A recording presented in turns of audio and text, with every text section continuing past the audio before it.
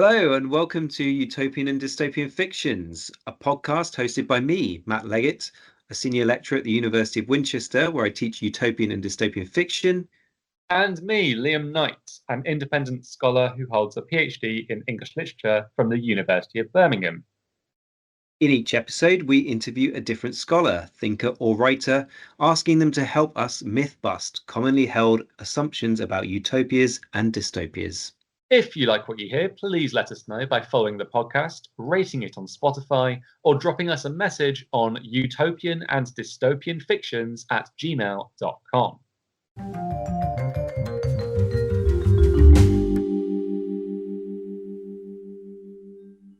So then, Matt, who do we have today?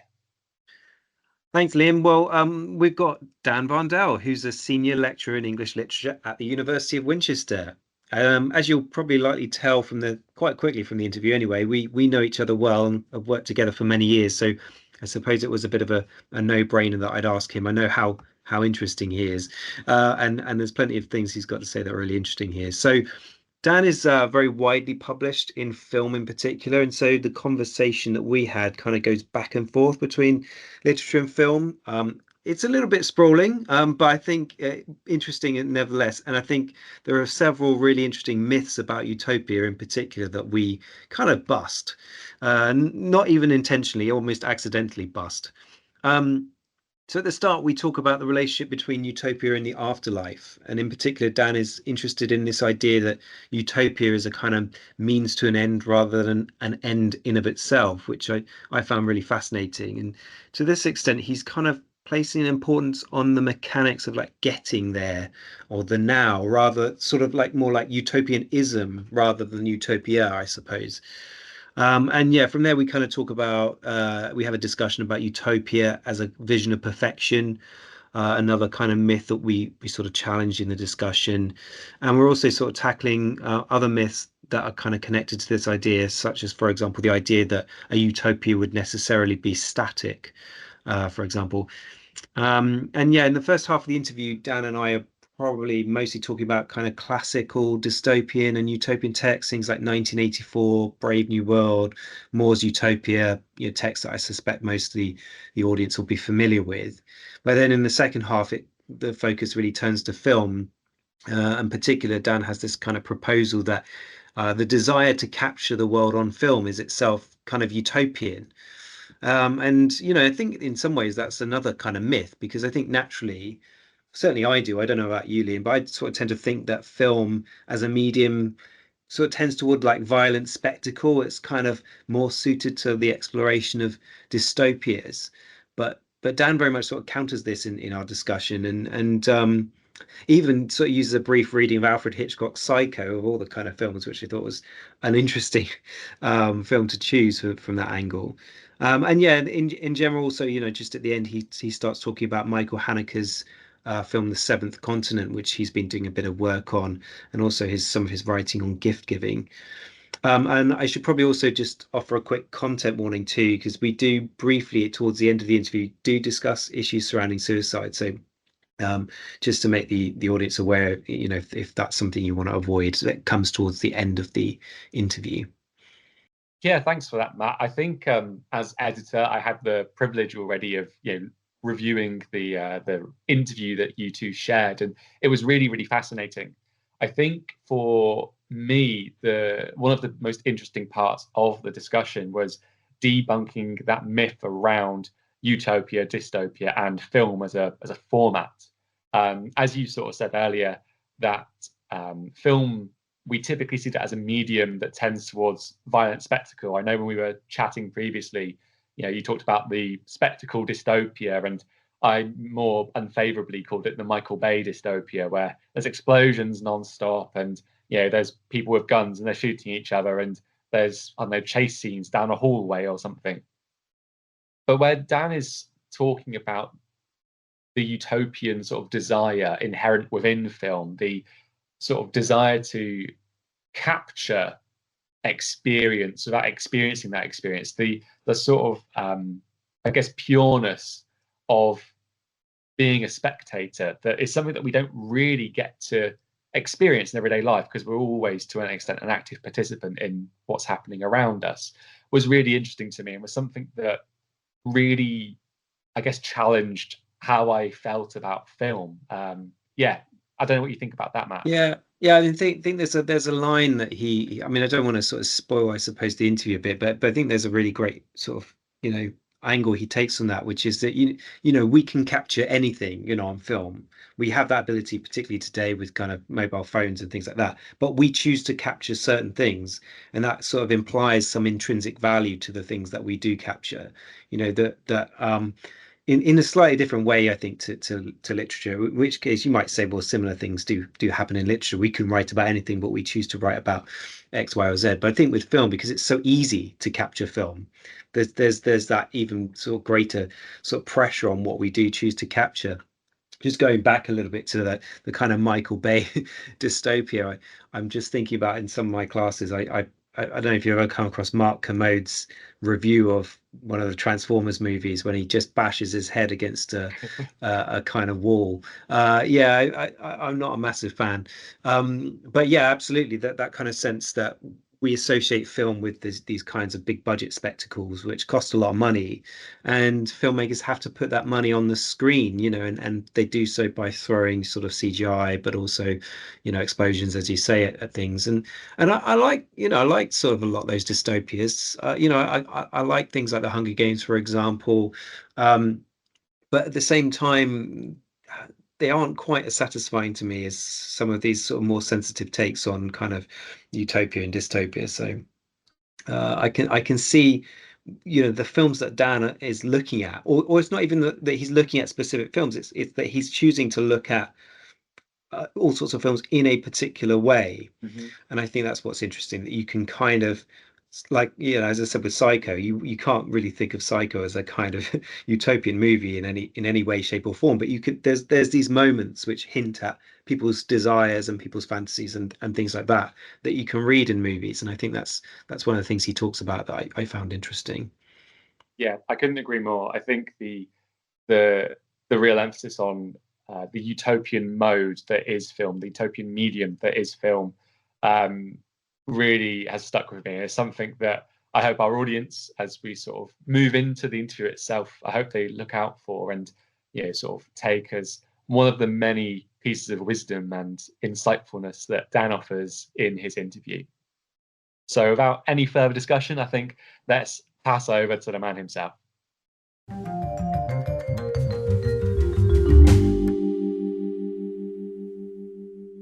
Very pleased to have Daniel Varndell with us. I know Dan well as a colleague of mine at Winchester, but perhaps, Dan, you could introduce yourself to our audience.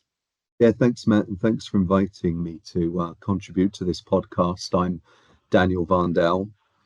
I'm in the English program at the University of Winchester, and I focus on the 20th and 21st century literature and film, with specialisms that range from critical thinking and theory through to representations of classical literature and Renaissance literature in the 20th and 21st century. So in particular, I'm interested in intertextual links between, for example, Chaucer and modern retellings, and principally Shakespeare and modern retellings in literature and film. In fact, I'm mainly teach English literature, but I mainly publish on and write about film.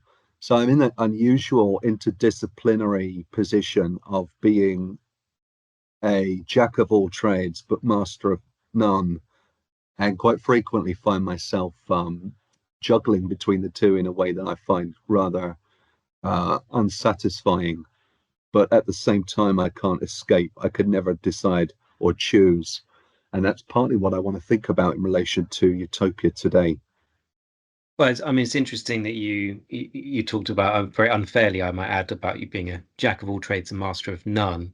I know that when we were talking about this just before we started recording, you mentioned that you don't consider yourself a scholar of Utopia, and then we sort of started talking about some of the ways in which your research has intersected with Utopia. But so maybe can we just start off with with that sort of question. Well, what does kind of utopia mean to you then? Yeah. Well, when I said that I felt that there was a sort of undecidability running through my work, that notion of being between film and English literature, of being between subjects, as it were, that partly gets into where I came to end in my thinking on utopia. By end, I'm making a sort of joke, really, because endings, conclusions, and incompleteness really are how I've come to think about utopia.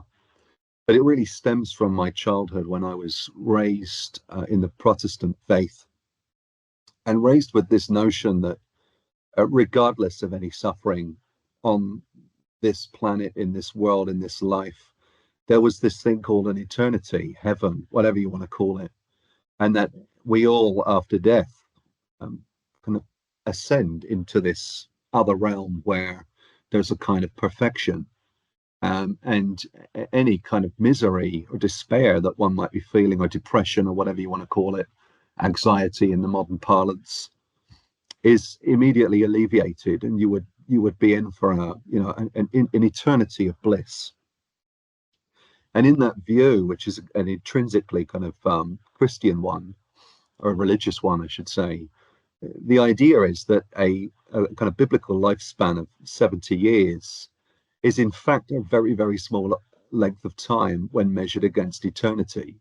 And so even if you were miserable throughout that entire period, your entire life was one of drudgery and being on the lowest rung of the ladder, it wouldn't matter, because your reward would be this eternal pleasure and an eternal life in the afterlife, in the heaven. And I found this profoundly beguiling, I suppose, when I was a kid, partly because it really helped to make sense of the confusions of adolescence in particular, but even earlier, I would say, probably actually adolescence, late adolescence certainly was the point at which I started really taking issue with this. It made sense of the the traumas of childhood and the difficulties of growing up confused, uncertain. Again, it was this sense that all those uncertainties would be resolved eventually on a long enough time span. And so the idea of an end was really, as I say, beguiling, and particularly a happy ending. This idea that whatever happens, whatever befalls us, if we survive it, it can only make us stronger, to paraphrase that well-known phrase, that well-known saying. So are you kind of hinting at this idea that your scholarly life, so to speak, has been a constant effort to deal with the absence of this kind of fundamental resolution that the utopian afterlife provides? Is that something you're kind of hinting at there? To an extent, yeah. I mean, it came quite strongly to me with the rejection of that framework, which, as I said, happened around late adolescence, around the age of 15 or 16. Reading, you'll be unsurprised to know, Friedrich Nietzsche and his philosophy, in which he just rips apart this entire system. He regards it as a system for turning us all into bleating sheep, basically, mooing cows. We quite happily chew on the cud and don't think really at all about our lives or how we might change or improve them, because we're assured of some greater afterlife. And he finds this really problematic, as did I. And it's with that notion of incompleteness, a sense of undecidability, you could call it, that you began viewing the present life as one that needed to be adapted. And this is really where the utopian thinking comes in for me, that it ceases to be a means to an end, or insofar as it becomes a means to an end, the means are really crucial. What I mean by that, to be more precise, is that it's no longer the assurance that a happy ending will come, and all we have to do is sit back and wait for it to arrive. It becomes incumbent upon us to act now in the present to bring that happy ending about. That was the Yeah. change, and that was the shift that I was thinking about. Indeed, that sort of brings me to thinking about Thomas More's Utopia. I was reading an essay by Ursula K. Le Guin, science fiction writer extraordinaire, particularly in regard to Utopia. Yeah, she was sort of writing about, well, before More, the good place, if you like, was the afterlife, or was located in the afterlife, whereas after More, it was a kind of blueprint. It was something you could build. It was open to secularity, which is of course particularly interesting given More's Saint Thomas More, his well-renowned religious piousness, which would make you think that it would be the opposite of that. But so it kind of gets to what you're saying, I think, which is that actually the removal of this idea of you're going to end up in the good place, so to speak, at the end. It actually places pressure on us to make the good place the here and now. Yeah, I've always read Moore in this way, that he was as much a satirist as any of his contemporaries in writing about the utopia and the utopian society, that this was another way of envisaging the problems that besieged his beloved England and beset his own Catholic framework, which was very strong. And so when he writes about religion in the Utopia, one can't help but think that there's a sort of tongue firmly planted in his cheek, because his religious sense was unwavering. And so I've always found that to be maybe not quite as on the nose, say, as the sort of Swiftian satires, which were more obviously attempting to sort of spear or skewer the politicians of his present day. And of course, he was another prominent Catholic writer. But it nonetheless, it's got this strain of a need to bring to bear the society in which he lived, as much as the society he was envisaging as a potential paradise, or as a potential, well, in his words, utopia. By the way, I think you can say the same thing about Plato, who's often regarded as a kind of an early kind of utopian writer for his Republic. I think the Republic makes most sense when read against his critique of Athenian society and the dialogue laws. Yeah, I think this is a kind of common misconception, isn't it, with Utopia, that Utopia is a vision of perfection, and we've kind of actually already kind of started to chip away at that by thinking about the idea that Utopia is actually a, a comment on one's own society, and in doing so, what you're doing is suggesting improvements in many Yeah. ways. What we might call a kind of blueprint utopia is really a kind of suggestion, and the fact that much of it is often satirical can be lost, particularly with modern readers. One more Mm, thing on precisely that issue. The key issue for me is the difference between stasis and dynamism, or dynamics, where if you have a utopia that is a solid place, real, with laws and belief systems and so on, then it cannot be a place in which change is allowed. Because if it can change, then it's either going to change to a state that is less perfect, or it can't be changed because it already has that element of perfection embedded within it. And I just think that that's a profoundly kind of impossible idea. And so for me, the idea was about motivating change, and motivating us to change, and not accept the static fabric of society as we experience it today.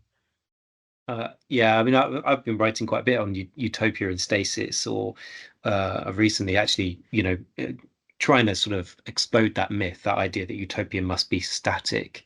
And actually, I've been writing also about the fact that most representations of dystopia are actually, static worlds. I mean, I think Mm. the obvious one is Orwell's 1984, which is, you know, um, absolutely unmoving and unwavering, other Yeah. than the fact that Orwell writes the appendix, which does sort of hint at the idea that eventually this regime comes to an end. But of course, the famous, if you want a glimpse of the future, whatever, imagine a boot stamping in the face forever is one of the most famous quotes from the novel. Explicitly illustrates this idea that the dystopian regime must be static, must be forever. It does move, but it only moves in order to, continually make itself more concrete, through the erosion of language. So in many ways, I think, dystopias tend to be horribly static. Utopias actually, tend to be very dynamic. There's a great uh, line in Ernest Callenbach's Ecotopia, where essentially, the visitor goes to the place to Ecotopia, this utopia, which has succeeded from the United States, and he sort of says, well, doesn't this stable state theory, to one of the kind of residents of Ecotopia, he says, well, doesn't this stable state theory get awfully kind of dull, awfully static, awfully boring? And they say, well, just because the state is stable doesn't mean we have to be. Human existence is always filled with joy and despair and moments of kind of, a mixture of the two. And even if you had a quote unquote perfect state, that wouldn't, prevent life from throwing up its challenges. You still might get ill, you still might I don't know, lose a loved one in some way, or you might love and lose that love, or these kinds of things are not necessarily preventable by a perfect state. So this is where I think, I always prefer the idea of utopianism rather than utopia itself. Utopianism being that striving for a better world, a world that probably is responsive rather than static. But anyway, I'm supposed to be interviewing you, Dan, No, but and these are really interesting points. I think what you're articulating is along the same lines that I was thinking as well about it. What's key is this word change or dynamism, that you can't have stasis. I think that image from Orwell is a good one, the image of the boot stamping on the face. But I was thinking also of you could add Aldous Huxley, who was really writing a dystopia in Brave New World, which ends with a kind of ironic image of change, of the savage's legs swinging through the compass points. Spoiler alert.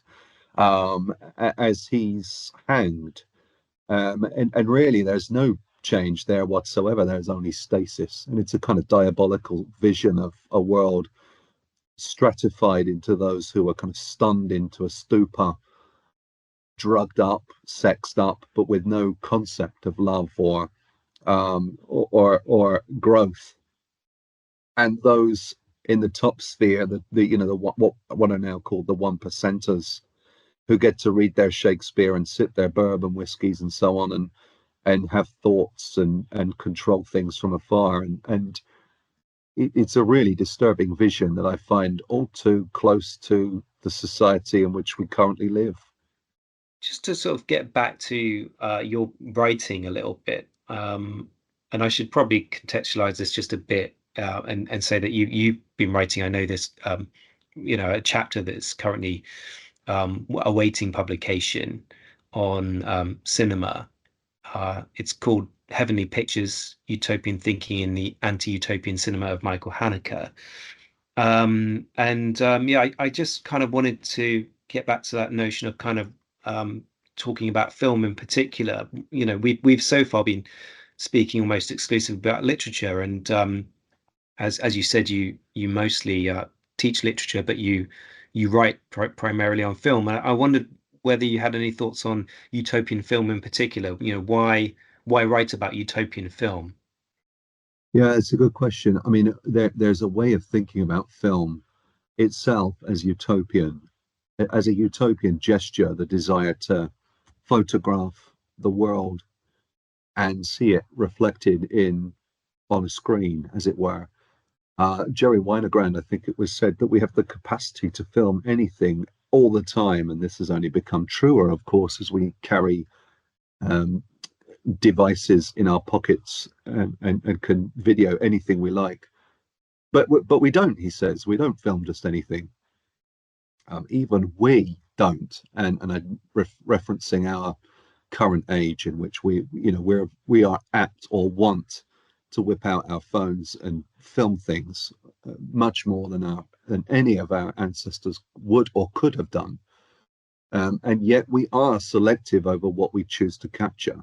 And even though we might take 100 pictures at any given event, we then tend to go back over those pictures and discriminate between the ones we like and the ones we don't like. And I think there's something utopian in that desire to capture the world on film. And I think what we capture in film is not the world as we see it. It's a world from which our gazing at it is absent, from which we are absent, as we gaze. This I take from Stanley Cavell, who says that one of the defining characteristics of the cinema is that it incorporates a kind of looking that is invisible to the world upon which it is looking. Do you know what I mean when I say that? Go on, explain. The world we see on screen cannot see us looking at it. We are invisible in the act of looking upon the world in a way that we just can't be in real life, in quote marks. And Cavell's idea is that you bring into the cinema, or in early cinema, before start times were introduced, which happened exactly, I can date it, exactly at the release of Alfred Hitchcock's Psycho in 1960. Prior to that point, people just used to turn up at the cinema, walk in when they were ready, and they would sit down in a seat that was vacant and they would start watching the movie. And it might be, 10 minutes in, it might be 20 minutes in, it might be near the end. And because films were fairly formulaic, and you might recognize quite quickly that this is a crime film, or it's a melodrama, or it's a Western, and they were pretty much template films anyway. You knew the plot. The plot really didn't matter, actually. You would watch the film till the end, then stay, wait till the film started up again, watch it to the point at which you walked in, and then leave. And so Cavell says we all kind of came into the movies bringing our own dreams with us and having a much more intensely private experience, even though we were essentially in a public space. However, with Psycho, the problem was that if you came into Psycho beyond the halfway point, without wanting to give the plot away, you're going to mess up the movie, because the movie has a very specific plot and a very big twist happens quite early on. And so Hitchcock struck a deal that the film Psycho could only be viewed from the beginning, thus beginning our experience of having to turn up to a film screening at the beginning of the film. All these theaters were predicting that this would ruin them, this edict from Hitchcock, when in fact it increased participation at that film tenfold. I don't know, I made that up. It might not have been tenfold, but it was certainly very popular. And of course, the practice was adopted thereafter. And Cavell's point is that when you synchronize viewing in this way, we come to films with a much more communal sense, but we tend to leave at the door our own personal dreams. And his idea is that we in fact turn up at the cinema in order to take a break from our private fantasies. It's an incredible kind of idea, I think, to us now to think about, just rocking up to a movie halfway through. And as you say, it's also changed the way in which films operate themselves. So I suppose, we are used to films operating that more linear fashion, and twists have become absolutely dominant. But since you mentioned Psycho, I know that in your piece you briefly talk about Psycho as well at the beginning of it. And what I think is kind of interesting is that, we talked about utopian film. These aren't all movies that would initially strike audiences as quote unquote utopian, but you seem to kind of find, perhaps at least a brief vision of utopia in pretty much anything you come across. I wonder if it's part of the fun of writing about and watching these movies is is trying to break through those kind of initial responses, i.e., to take maybe a more optimistic reading of something that might otherwise seem quite pessimistic. Maybe. For me, with Psycho anyway, it was not about having optimism necessarily, but about seeing optimism depicted.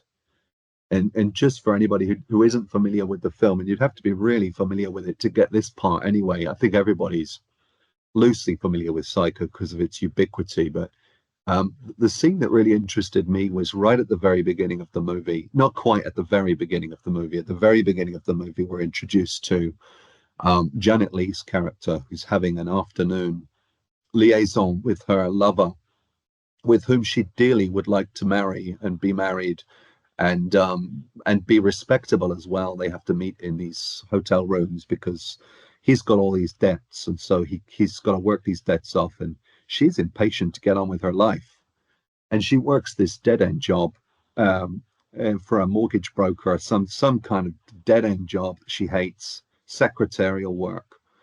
And so she goes directly from this liaison with her lover to this job in which this extraordinarily disgusting man walks in, this millionaire flouting his cash. He even tries to you know to proposition the Janet Leigh character, who's called Marion, into going away with him to celebrate him dropping $40,000 on a new house for his daughter as a wedding present. And he's so louche, this guy, and he and the boss decide to go out and get drunk, and Marion is given this 40K in cash and is asked to go and bank it. And in a flash, she's suddenly handed an envelope stuffed with cash and sees an opportunity to escape this life that she's leading. And even though she does this, immoral thing of leaving with the money, intending to reunite with her boyfriend and live a different kind of a life, even though that's obviously immoral, it's theft, and the film is playing with that immorality. Hitchcock, I think, was just as interested in the idea of somebody who was living in the doldrums and was experiencing the sort of churn of life, while others, like this disgusting guy who's called Cassidy, while others profit, and they're obviously kind of grotesque human beings. And she's a good person. I mean, I should stress that this is out of character for her. I was interested in that moment where we suddenly just decide to make a change our life, and use an opportunity to be somebody else, be somebody new. And it comes back to that idea about change. And that for me is a utopian gesture, to change things for the better, of course. I mean, the dystopian version of this would be to change something for the worse. But I think a change to improve your situation, and to improve your situation, to give it a kind of Kantian twist in such a way that it would be an improvement for everybody. Although in this case, it's to the detriment of this guy, this guy with this money. It was an idea that I thought was worth exploring. Mm. I mean, it's funny because in my sense of it, films generally are regarded as often dystopian. I kind of think about how regularly, we go to the cinema to watch things be blown up. It's usually a kind of violent medium, and by its nature is kind of more suited to kind of exploring ideas about dystopia rather than utopia. But it strikes me that that might be something you'd probably disagree with, and I definitely buy into to your idea that in some extent that the cinema is the kind of theater of dreams, isn't it? That you go to escape the mundane life. I know that kind of Richard Dyer, of course, was someone who suggested that sort of entertainment and utopia went hand in hand. And we can sort of see that in a positive sense, can't we? We can see it in the idea that the kind of films perform, or films sort of inspire utopianism, but we can also see it in a kind of more negative sense, in that films can maybe sometimes perform our utopianism for us. That we can go to the movie and then enjoy the kind of fantasy, and then leave our utopianism kind of at the door when we leave, when we return to daily life. And so I'm kind of I'm halfway between. I kind of I see it also kind of a little bit skeptically as well. I don't know what you think about that. Yeah, I think it's complex. I think certainly what I was getting at when I was talking about early film, the desire to see the world on film, and the difference between seeing a depiction of the world rather than having pictures conjured up by words on a page, as happens in literature, which relies heavily on the imagination. And I would argue that cinema also relies heavily on the imagination, but it's often triggered by audio and visual. I think there's a technological aspect to that is absent from literature, as there is quite often in the theatre, although less so. The theatre is more reliant upon performance, although there's a technological aspect to it too. But I think that the technology of the medium itself could be described as utopian. That's one thing, that actually early cinema goers weren't going for storytelling at all. In fact, stories didn't really exist in the movies until probably a decade after they began, maybe less so actually, but certainly for a number of years people were going just to see the world filmed. It was the technological marvel of it that was interesting. So that's one thing. Another thing is this idea that in a movie, as I said earlier with Stanley Cavell, this idea that we leave behind our fears, but also our dreams as well, and we can go and have an entertainment or a form of entertainment that is narcotizing, that can lull us into a kind of sleep mode for a temporary period of respite. And then we can emerge back into the world, and that's a form of that would be a form of utopia that I would consider alongside those static utopias that we were condemning earlier. Those are problematic, but you get those in any medium. So my interest really, and the interest in this chapter, was in the kind of film that actually is not narcotizing at all, but is about trying to stimulate or wake us up or induce in us a feeling that we would want to change the world as we live it, because the film has shown us a vision of the world that perhaps leads us to want to change or rethink things. There's a wonderful quote that I use in this chapter by Michael Haneke, who is the director on whom I'm substantially writing in that piece. He says the only serious utopia is a negative utopia. It's kind of an interesting thing to say. He's interested in demolishing the idea of a false symbol of hope, but equally not leaving us simply with the fear that dystopias tend to leave us with. He's interested in what he calls the anti-utopia. And I've got a quote here from Haneke. He says, if I formulate this state in the most consequential terms, the insights viewers, implicitly he means of his films, that viewers gain in the process of watching his films can yield a form of hope, utopia, or the resolve to fight. To which he adds the following line.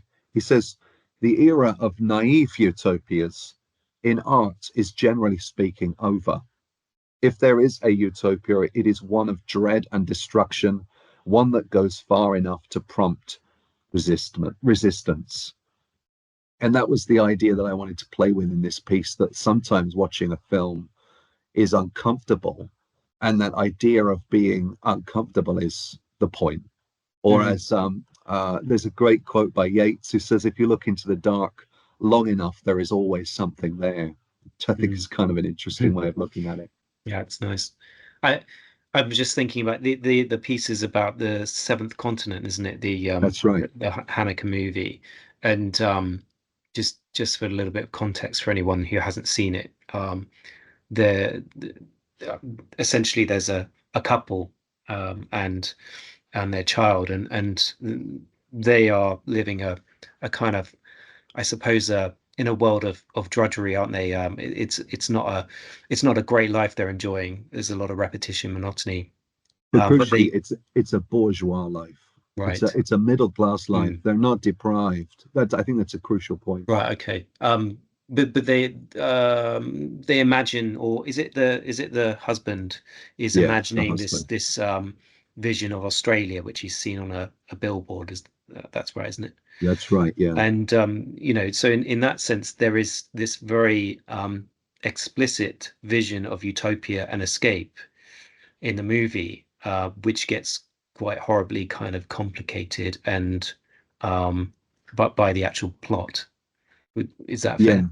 that's fair. And the way Haneke films it is he films it using this kind of actually kind of monotonous repetition of images of this family going about their daily lives, as a way of sort of communicating to us that actually really it is the everyday banality that we tend not to see on film, on screen. What we tend to see are the kind of escapist fantasies you were alluding to earlier. And the husband, as you say, gets this image of a migratory promise, which is a sort of utopian image of a beach and a sea and mountains in the middle of the sea, which already should be a tip off that Haneke is kind of playing with us a little bit because it's an impossible image. It's not a real image of Australia. And the husband kind of becomes fixated on this idea that they will escape. But in the third part of the movie, the escape is in fact not an escape at all of the kind that we've been led to believe, but in fact, what they're going to do is dismantle very systematically and with the same kind of precision and monotony with which they led their everyday lives. They're going to dismantle their lives and kill themselves. And Haneke saw this in the news. It was a real life story, and he led to wondering like what could lead a family to do this kind of thing, where the only form of escape is death. And that's precisely the anti-utopian idea that he wanted to play with, that if death is the only state in which one can imagine change leading to self-betterment, then you've got a serious problem. Mm. I think that's interesting. So this you I mean I would sort of put it this way. What you've got then is a vision of utopia, i.e. this picture of Australia that in this case is not quite real. It's not quite right, but is nevertheless this picture of utopia as escape, as a perfect world. But kind of what you're saying is that it's not utopia or that vision of utopia that Haneke's interested in.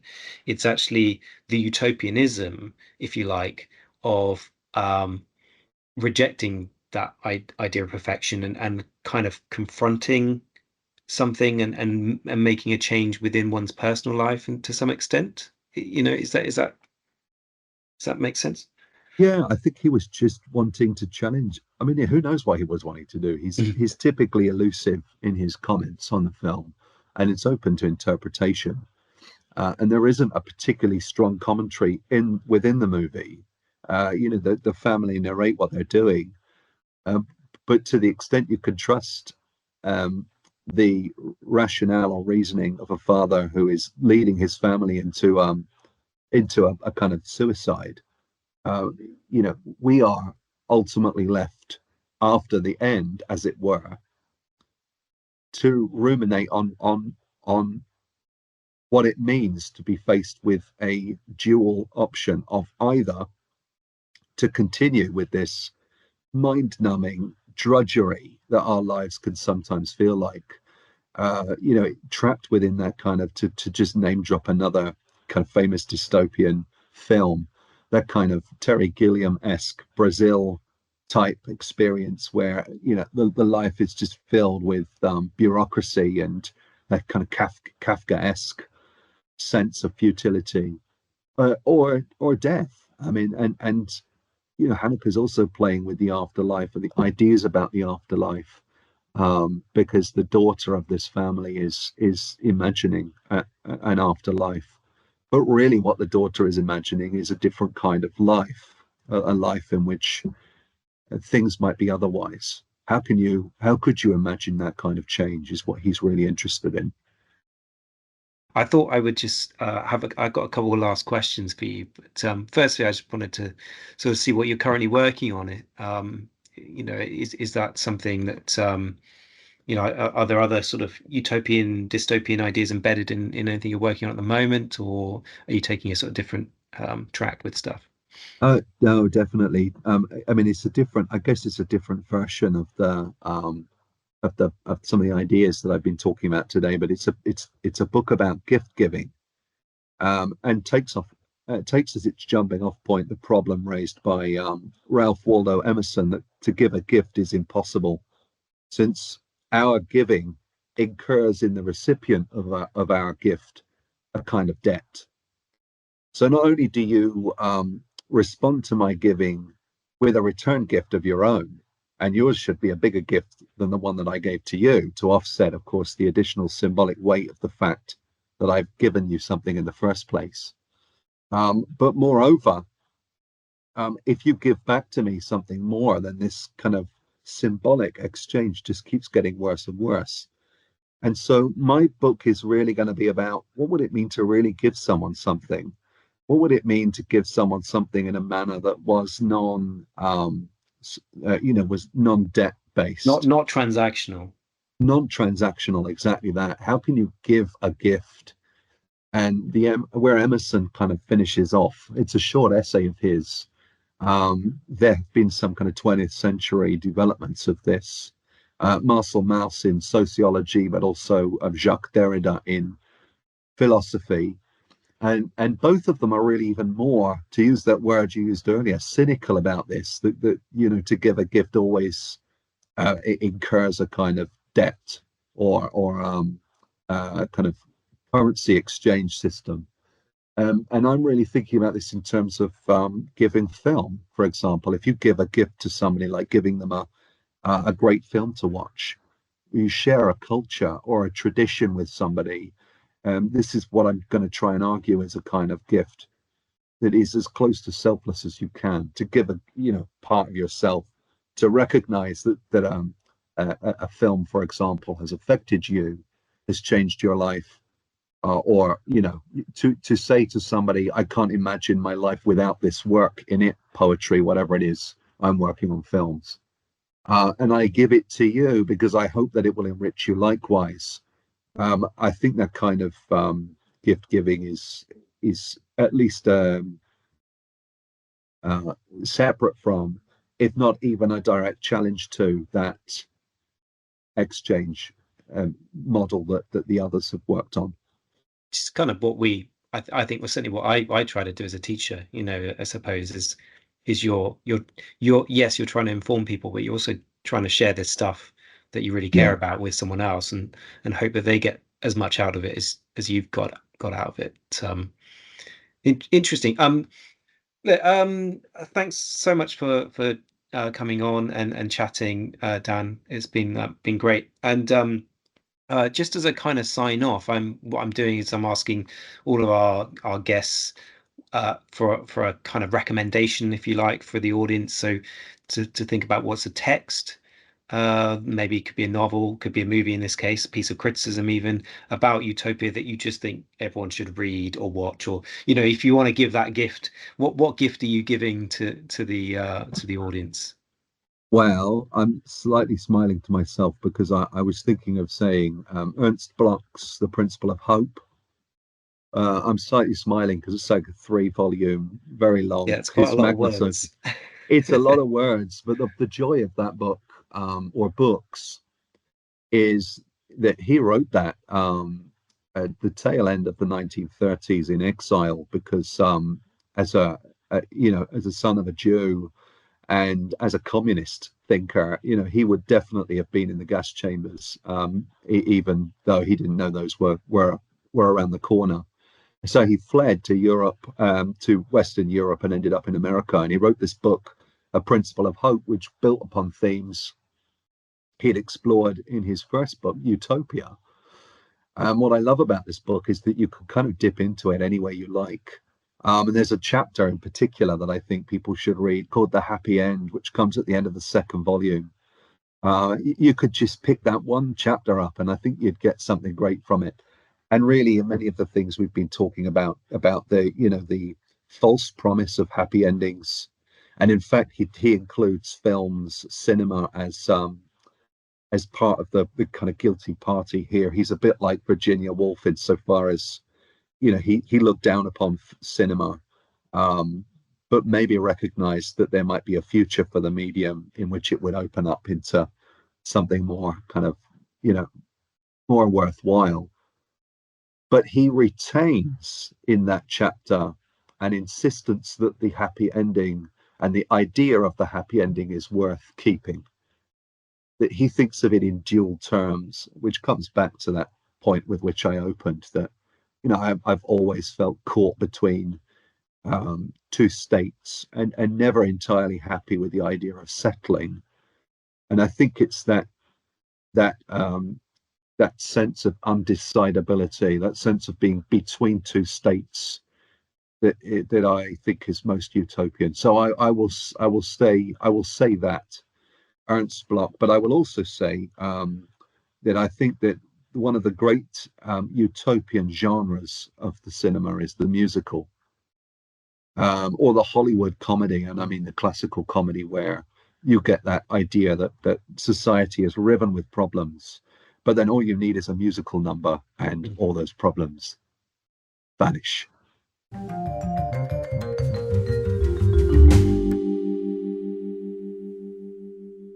And with Dan's talk of gift giving and endings, that's where we brought our chat with him to a close. I'm sure you'll join me in thanking Dan for his time. I think he debunked a handful of myths here, including one related to utopia and stasis, one on film as a utopian mode, and even that there's a small glimpse of utopianism in Psycho. If you enjoyed what you heard today, don't forget to follow the podcast, rate it here on Spotify, and you can even send us an email on utopian and dystopian fictions, that's all one word, @gmail.com.